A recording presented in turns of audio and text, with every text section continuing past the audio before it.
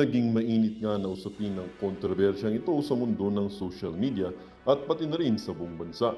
Ngunit bago ang lahat ay kung hindi ka pa nakapag-subscribe sa ating channel na ito ay mag-subscribe ka na upang lagi kang maging updated sa ating mga bagong videos na ina-upload araw-araw. At pindutin na rin ang notification bell at syempre piliin na rin ang all upang maging aware ka kung mayroon tayong bagong video na nai-upload.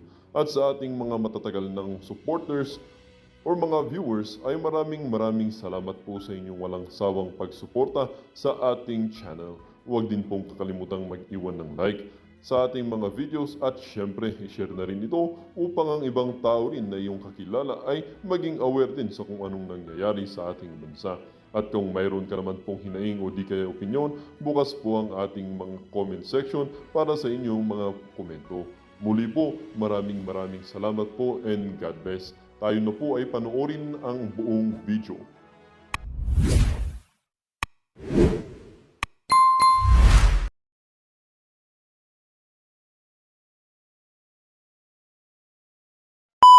Patungkol sa kay PRRD at sa mundo ng politics world dito sa Pilipinas, panoorin natin itong dating Palas official na nawagan na ibeto ni BBM ang ilan sa panukalang budget sa 2025. Ewan ko dito kay Marcos, lagi yata itong tulog eh.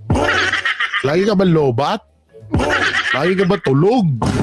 Naklantetin kasi, panay ano ka lang eh.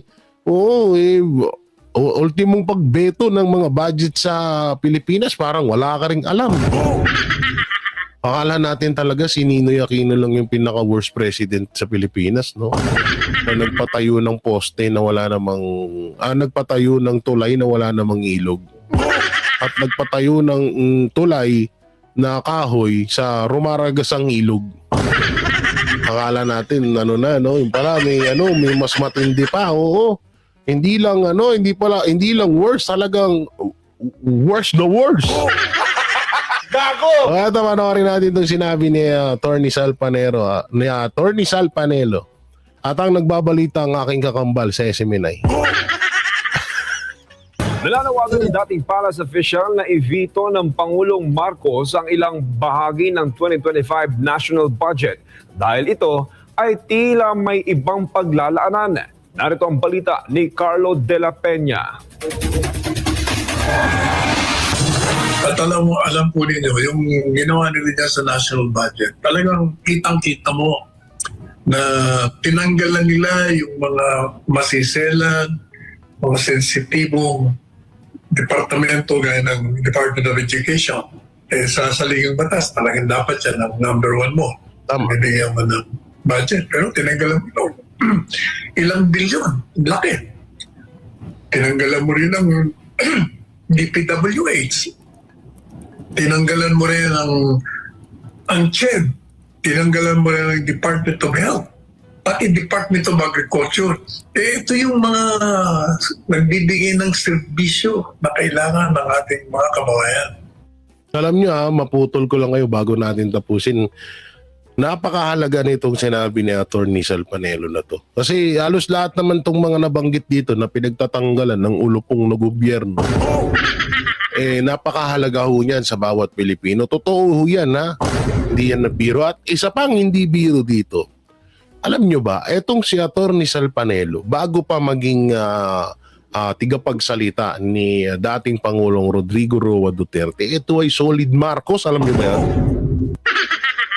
Hindi totoo. Etong si Atty. Sal Panelo ay solid Marcos ito. Na ngayon ay nagsasalita na dahil hindi niya na nga gusto ang pamamalakad ng gobyernong Marcos dito. Hindi totoo yan. Hindi naman sa alam naman natin na itong si Atty. Sal Panelo ay solid Marcos yan. Oo. Pero alam na mismo niya na wala na, pangit na ng kalakaran. Ang pangit na ng galawan ng gobyerno natin, so kailangan ng kalusin. Kaya talagang naniniwala ako dito sa kay Atty. Sal Panelo. Yan ang reaksyon ni dating Chief Presidential Legal Counsel Atty. Salvador Panelo sa mainit na usapin ng 2025 national budget. Matapos kasi ang naging pagpasa ng panukalang pondo para sa susunod na taon sa Bicameral Conference Committee, umani ito ng iba't ibang reaksyon kabilang na sa ilang senador. Kabilang kasi sa napuna ang pag-zero sa subsidy fund ng PhilHealth ng malaking bagay para sa kababayan natin na walang sapat na pinansyal na pagpapagamot. Gayon din ang pagbabalik ng pondo ng AKAP na una namang hindi nabigyan ng pondo sa Senado. Dahil dyan, ang nakatakda ng ceremonial signing ng 2025 national budget nitong December 20 ay ipinagpaliban. Kaya itong si Presidente Marcos Jr., supposedly pipirmahan niya na, di ba? Nagbago isip niya. Kasi nga, talagang masyadong obvious, masyadong kitang-kitang ebidensya na nanakawin lamang yung mga nireprogram nila para sa eleksyon. Kaya naman ito ang naging panawagan ni Panelo kay Marcos Jr. Kaya sana itong si Presidente Marcos Jr. ibito lahat yung portion na yun at ibalik sa Kongreso at baguhin na lang. Otherwise, pwede namang hindi niya pirmahan lahat yan, balik tayo sa original budget.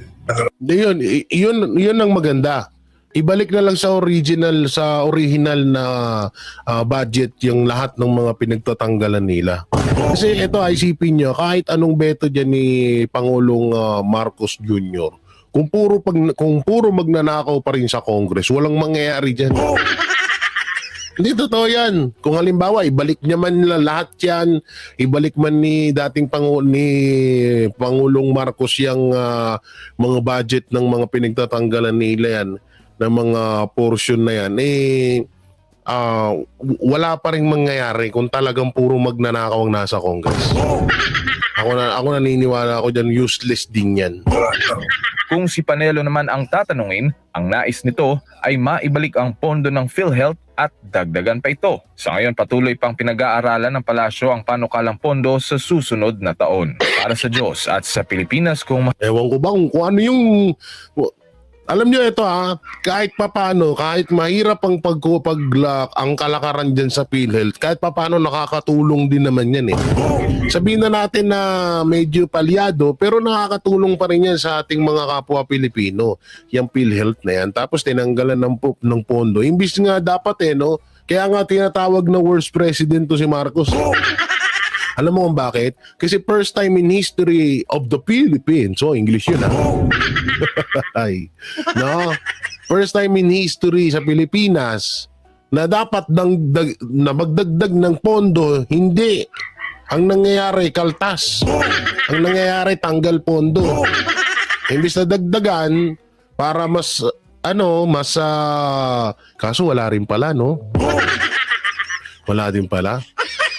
Napag-isip-isip ko kasi kahit naman dagdagan ng pondo yun, kung kurap din yung nandun sa PhilHealth, wala rin mangyayari. Di ba? Oo nga. Kahit anong dagdag dyan, kung puro kurap talagang namumuno, halimbawa dyan sa PhilHealth na, kung sino man yung namumuno dyan, o dagdagan ng halimbawa 1 palagay na natin, kunwari, dagdagan ng 1 billion ng pondo ng PhilHealth. Kung kurap yung namumuno dyan sa PhilHealth, wala din. Nga Bells, kung malari sa Ontiveros, wala din. Gago! Diba? Wala tayong magagawa din Sila may hawak ng pera. Samantalang, eto na. Eto na ang mga buhay Eto. BP Sara, kasama sa rekomendasyon ng Quadcom na iimbestigahang mabuti. Ano naman kayang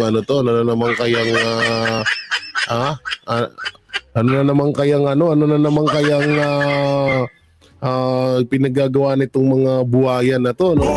So play natin. Sa 51 pahinang rekomendasyon ng House Quadruple Committee, kabilang si Vice President Sara Duterte sa inirekomendang maimbestigahang mabuti ang 4 House panels ang dumidinig sa issue ng extrajudicial killings o EJK sa anti-drug war ng Duterte administration, illegal drug trade at illegal Philippine offshore gaming operators o POGOs. Gayun din ang mga maanomalyang transaksyong sangkot ang mga lokal na pamahalaan kaugnay ng mga ito. Batay sa rekomendasyon ng Quadcom, dapat makapagsagawa ng malalimang investigasyon ang Anti-Money Laundering Council sa umano'y joint bank accounts ni dating Pangulong Rodrigo Duterte at VP Sara. Ayon kay dating Senador Antonio Trillanes IV, sa joint bank accounts umano ipinadadala ang salapi galing sa isang drug lord. Matagal na itong pinabubulaanan ng mag-amang Ano to si Trillanes kung talagang kabaliwan na isip ko. Tapos ganito, sorry ka.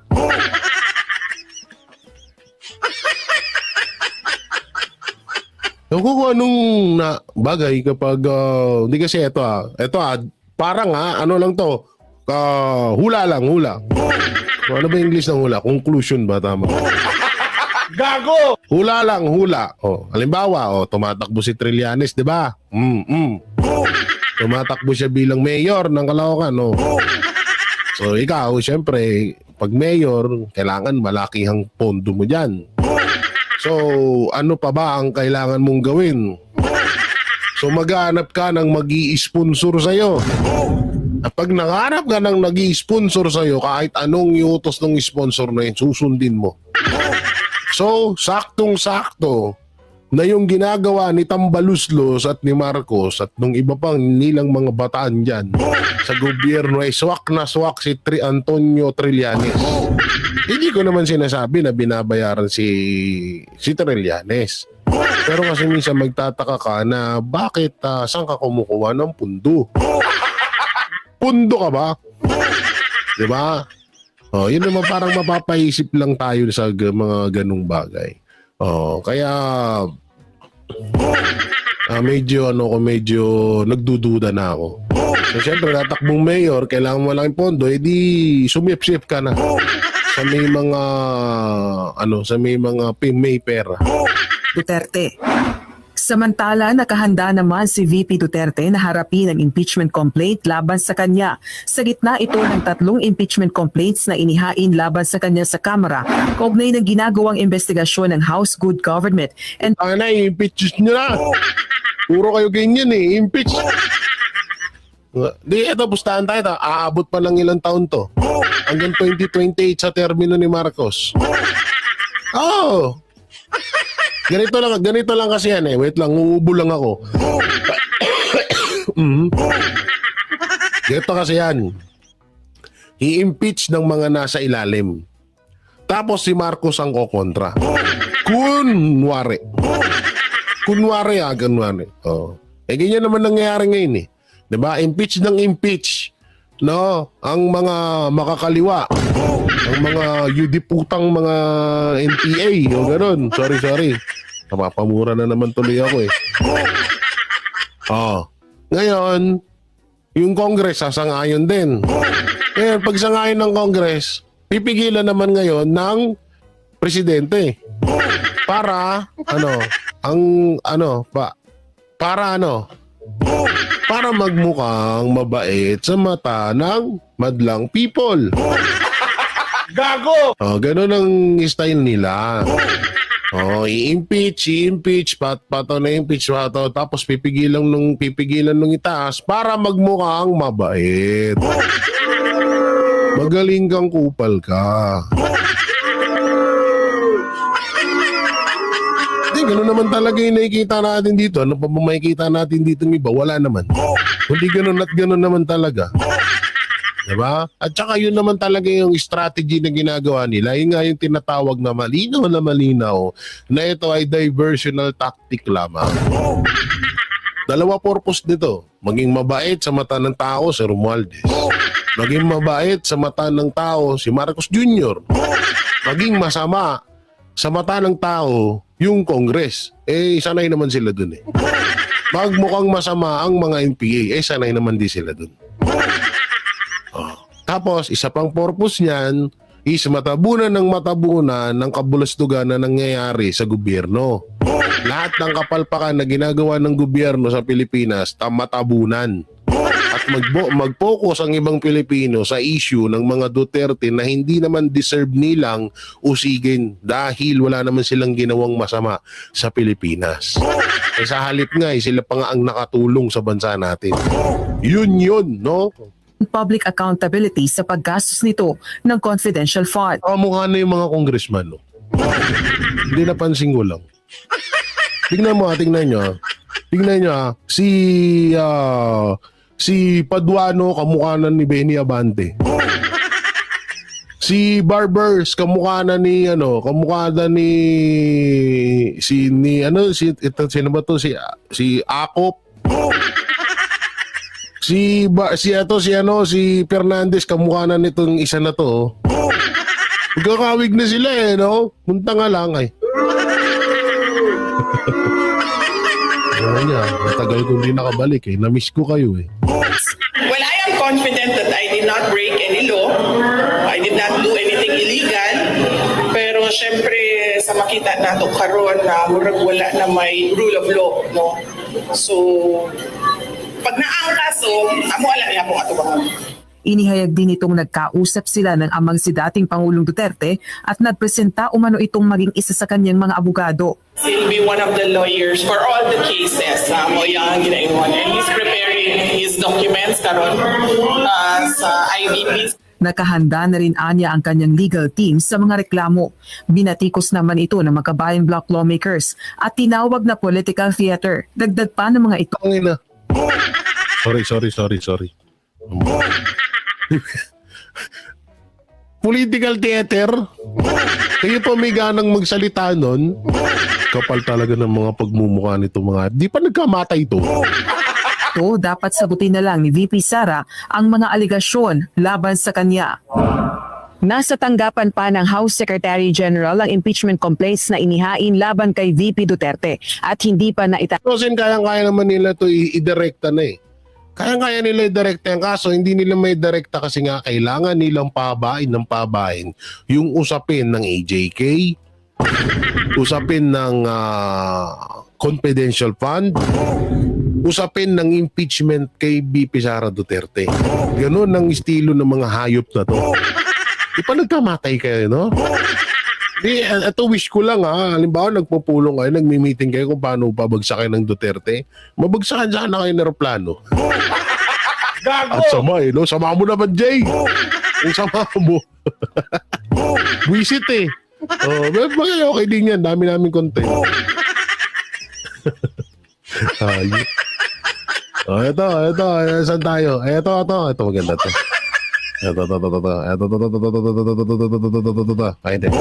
muna. Yan. Malaking good news ito. Sama-samang nag-aklas AFP at militar. Sumanib na sa Duterte. Nakahanda na ang lahat. Ewan ko lang kung totoo to So panuurin natin. Ito ang mainit na balita na dapat malaman at mapanood ng taong bayan at pinag-uusapan ngayon sa mundo ng social media na tila ayaw ipalabas ng bayarang media.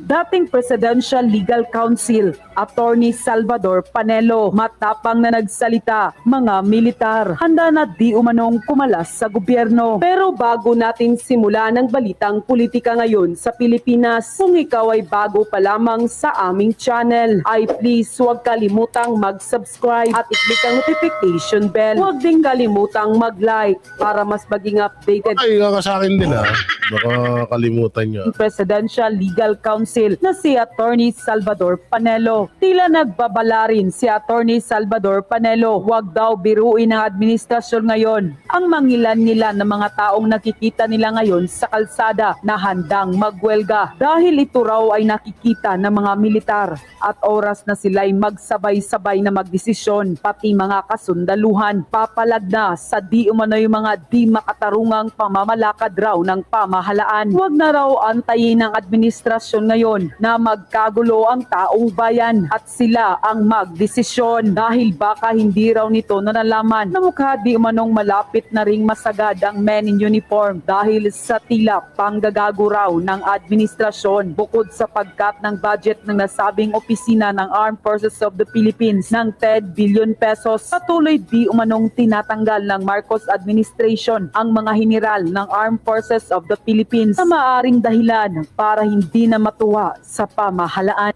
Hindi yan alam nyo, yung mga tinatanggal na mga general dyan sa AFP, siguro yun yung mga natutunugan nila na hindi nila kayang kontrolin. Kasi yan ang kalakaran ngayon kapag hindi ka nila kasabot, kung hindi ka nila kakampi, o hindi ka nila, parang hindi ka nila kakulay, automatically ligwak ka. Ganun yung ginagawa nila kapag lalo't nalaman nila na mas loyal pa kayo kaysa sa dating Pangulo kaysa sa Pangulo, ligwak ka kagad dyan, no? Kaya alam nyo, at yung mga, wag po kayong magagalit sa lahat ng PNP, sa lahat ng NBI, sa lahat ng AFP.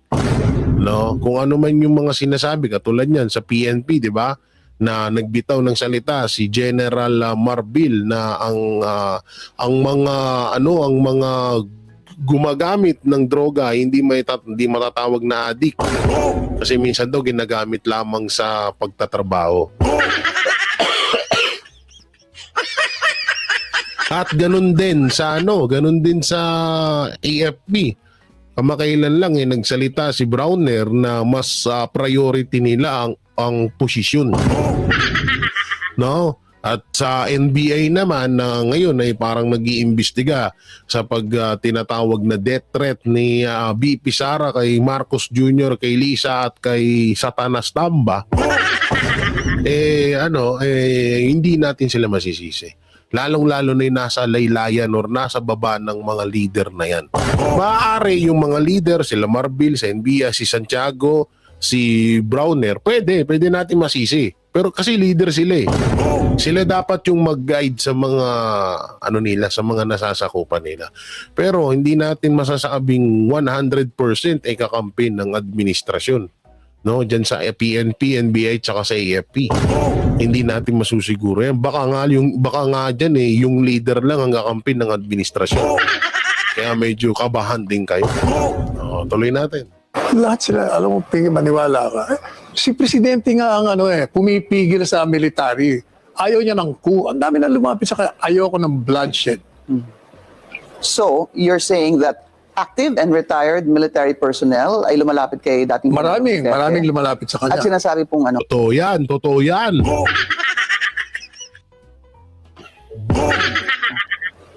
O edi, ano pa? Ano po? O edi, mag-take over sila.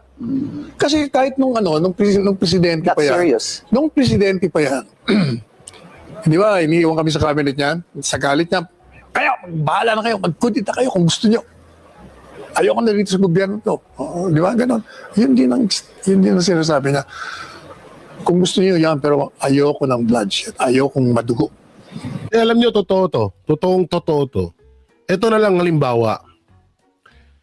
Kayang-kayang pababain ni PRRD or ni dating Pangulong Rodrigo Roa Duterte ang mga kapatid nating mga Muslim. Ang mga taga-Davao. Para lang pababain si Marcos Jr. Pero hindi niya yung ginagawa dahil, alam niyo kung ano, dahil ayaw niya nga ng gulo. Ayaw niyang dumanak ang dugo. Ayaw niyang magkagulo, ayaw niya ng gulo. Yun. Dahil ito na lang, nung panahon niya, yung mga bansa na gustong kontrolin tayo, hindi tayo makontrol dahil sa utak ni PRRD, sa talino niya. Na kayang-kaya rin naman natin na parang, diba, noon nga parang tinatakot-takot pa tayo. Pero ang ginawa ni PRRD, dahil matalino siya, pinakisamahan niya yung iba't ibang bansa sa buong mundo. Hindi tayo nagalaw. Nagkaroon ba ng gera? Hindi. Tingnan mo ngayon. Sobrang kahanginan ng presidente natin. Gusto tayong gerahin ng China. Ganun yun Alam nyo, naniniwala ako dito. Si PRRD kasi, si dating Pangulo ay nakasama na rin namin ng makailang ulit. Nakakwentuhan na parang normal lang na tao. No? Pero yung respeto namin di nawawala syempre. Ibang respeto namin yan sa mga Duterte na yan, di ba? Kahit sino sa mga Duterte, iba ang respeto namin ng Banatero sa mga yan. So nakausap namin yan at lagi niya yung sinasabi sa amin na ayaw ko ng gulo. Ayaw ko ng gera. Ayaw kong masaktan ng mga Pilipino. Ayaw kong magkasakita ng bawat Pilipino. Yan lagi ang bukang bibig ni PRRD. Kaya dito, sobra ako naniniwala sa sinasabi ni Atty. Sal Panelo. Hindi ba sinasabi niya, hintayin nyo na lang, patapusin nyo na yung mama.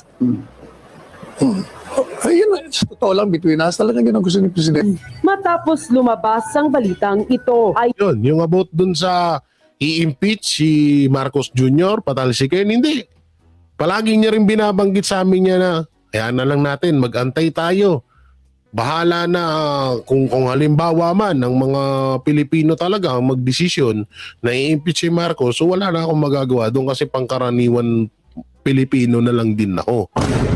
Pero kung ako tatanungin, hayaan yan si Marcos na umupo dyan, patapusin sa termino at pagtapos ng termino, doon niya pagdusahan lahat ng kawalangyaan nila na ginawa nila dito sa Pilipinas. Alam niyo ako, pabor ako dun sa ganun. Kasi ito na lang halimbawa ikaw may kaaway ka. Mortal mo siyang kaaway. O may isang tao na mainit ang dugo sa iyo. No, mainit ang dugo sa iyo. Tapos ginabaan, gaba ba? Gaba, dili magsaba, ganun ba? Ganun, no? So, etong tao na to, ikaw, namayapa ka na. Sa edad na 70 years old or 60, enjoy mo na buhay mo na, ayun ka. O, magreklamo ka pa. Ngayon, eto. Yung galit na galit sa yung tao, umabot ng 250 years old. Na may sakit na diabetes, na may sakit na high blood, may sakit na rayuma, may sakit na namamaga yung betlog. Halimbawa ang ganun, ha? So ilang daang taon yung pinaghihirapan or nagtitiis dun sa sakit niya. Ang sarap sa pakiramdam nun. Yung tipong buhay ka pero parang binubunot na yung kaluluwa mo. So para sa akin, ako pabor ako dun sa sinabi ni PRRD niyan. Napatapusin yan. Pagtapos niyan, bahala na yung taong bayan na umusig sa kanya. Kung ano man yung mga hindi, alam nyo, bandang huli mga kabanatero, sisingilin si Marcos Jr. at lahat ng mga politikong kurap at kung ano-ano pinagagawa dito sa Pilipinas ngayon. Sisingilin sila bandang huli pag natapos na. Kasi sa panahon ngayon, sila'y nandyan andyan sila sa tuktok ng kapangyarihan nila. At darating yung panahon na babagsak at mawawala din sila dyan sa pwesto. Papapalitan din sila. O ngayon, so wala na silang kapangyarihan sa administrasyon, doon na sila ngayon sisingilin. Kadalasan lang yan O kita mo, Goliath versus Samson. Bakit? Tinapatan ba ni Samson ang lakas ni Goliath? Hindi. Inutakan niya si Goliath. At doon niya pinuntirya sa kahinaan nito. O ngayon, etong mga ulupong na mga politiko na to, na grabe sa kasibaan sa pangnanakaw sa kaban ng bayan, darating din ng punto na hihina sila. Kasi ngayon malakas sila, hihina sila, at pag nangyari na yun, doon na makakabawi ang buong Pilipinas sa kanila. Sa lahat ng kawalangyaan ng ginawa nila. So ngayon, dito naman tayo sa pinaka-main topic natin.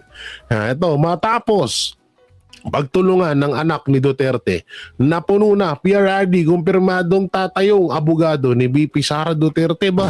Ayos to, panoorin natin. Tatapos nga raw ng maaga ang di umanay imahinasyon ng maraming taong pilit na pinababagsak ang Vice President na si Sara Duterte dahil kasunod ng 3 impeachment case na isinampalaban sa kanya. Tila kinumpirma ng Vice Presidente na posibleng tumayong legal counsel nito ang kanyang sariling ama at former President na si Rodrigo Roa Duterte. Yes, you heard it right. Posibleng maging abogado ni Vice President Sara Duterte ang kanyang sariling ama, dating prosecutor, mayor at former president si Rodrigo Roa Duterte patungkol sa mga legal battle na kinakaharap ng Vice President. Alinsunod ito sa 3 magkakasunod na impeachment cases na isinampas sa kanya.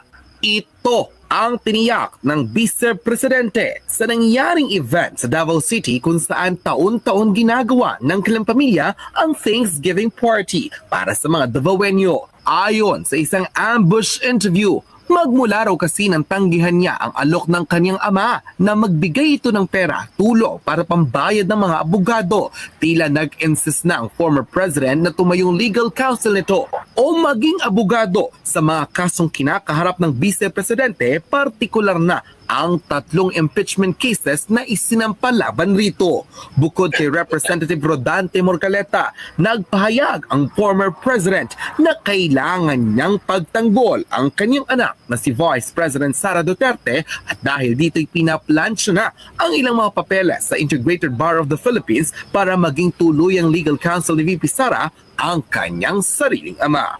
Alam niyo kung ako tatanungin, unang-una kasi medyo malabo tong balitang to.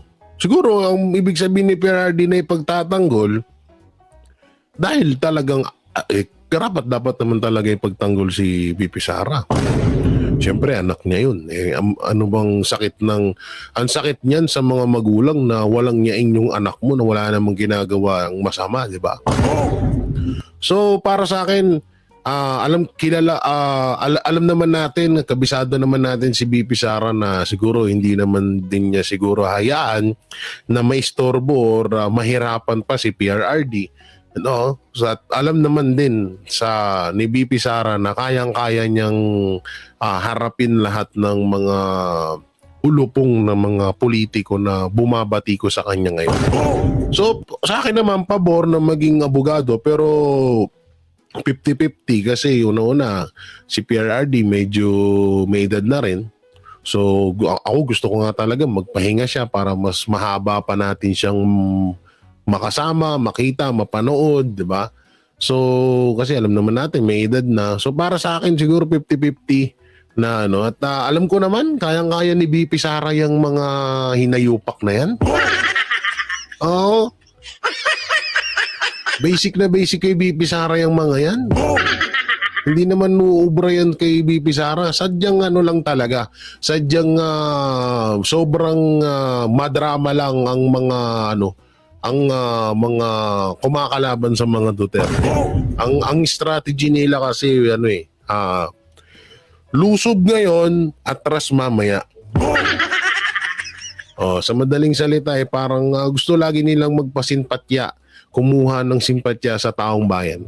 Kaso hindi naman kami tanga. Ayun, kabisado na namin kayo. Diba? Kaya tuloy na natin ba? Ay mismo sa full report na inilabas ng Manila Standard sa kanilang official website, former President Duterte to represent VP Sara as lawyer versus impeachment cases. Former President Rodrigo Duterte expressed his willingness to serve as Vice President Sara Duterte's lawyer in defending her against the legal challenges she currently faces, including the 3 impeachment complaints filed against her. According to the Vice President, the former President voiced his concern and asked about the status of her impeachment cases during the Christmas Eve dinner in Davao. VP Sara quoted on a statement. He said he will be a collaborating counsel for all cases. Bukod sa English at hindi ko maintindihan, yan na natin yan. No? Nga, kasi yun lang naman ng punto ang ano naman dito, ang topic, kumpirmado ng mag-abogado ni PRRD.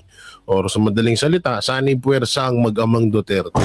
So para sa akin, ang pinakamaganda kasi nating gawin sa nangyayari ngayon suportahan ng 101% si VP Sara Duterte at ang mga Duterte. No, yun ang mga ano natin dito, yun ang pinaka-the best nating gawin. Kaya kasi alam naman natin kayang-kaya ni VP Sara lahat yan. Kahit dumagdag pa yan, kahit maging lahat na ng mga politiko, magtulong-tulong yan para pabagsakin ng mga Duterte. Para pabagsakin ang